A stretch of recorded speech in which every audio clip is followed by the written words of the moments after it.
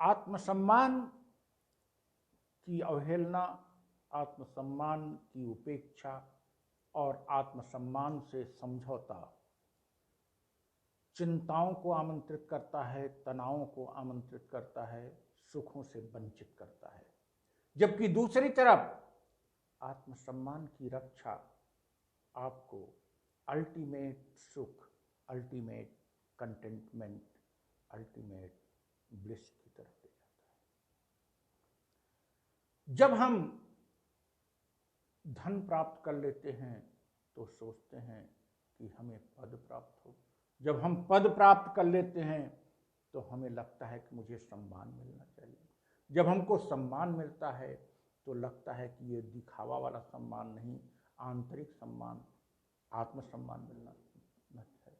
और जब आत्मसम्मान मिलता है उससे भी हम परिपूर्ण हो जाते हैं। तब हम सोचते हैं कि नहीं, जीवन का वास्तविक आनंद मिलना चाहिए। ये 5 कैटेगरी हैं, लेकिन चौथे से आप पहले ही अगर समझौता कर लेते हैं, अगर धन के लिए आपने आत्मसम्मान के लिए समझौता कर लिया, अगर पद के लिए आपने आंतरिक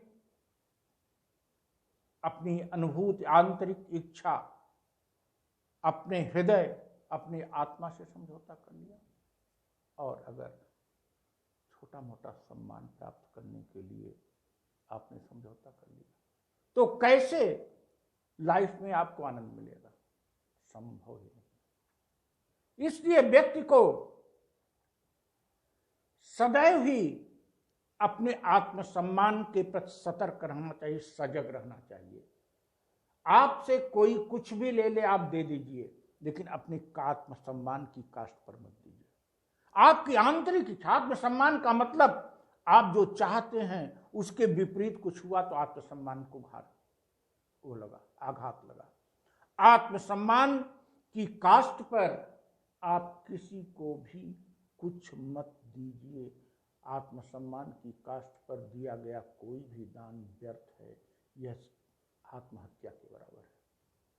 जैसे आप किसी चीज के लिए आत्महत्या कर लेते हैं, या किसी आक्रमण पर आप कहते हैं हम अहिंसक हैं, अपनी रक्षा ही नहीं करते,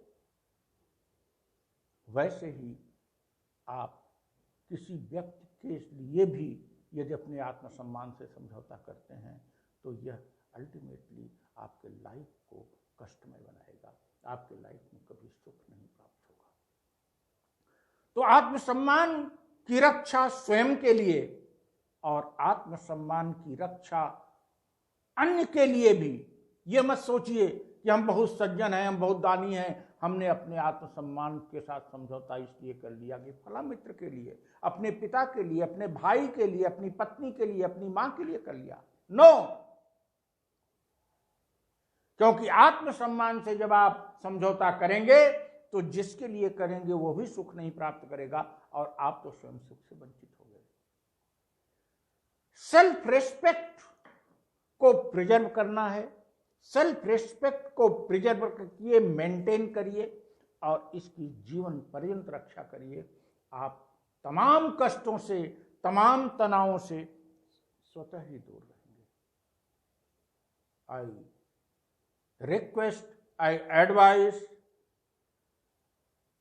I direct, I guide, I teach, I preach all human beings to preserve their self-respect, to maintain their self-respect. Don't compromise on the cost of self-respect and never ignore your self-respect. It is the root of ultimate pleasure. It is the root of contentment. It is the root of bliss. Thank you.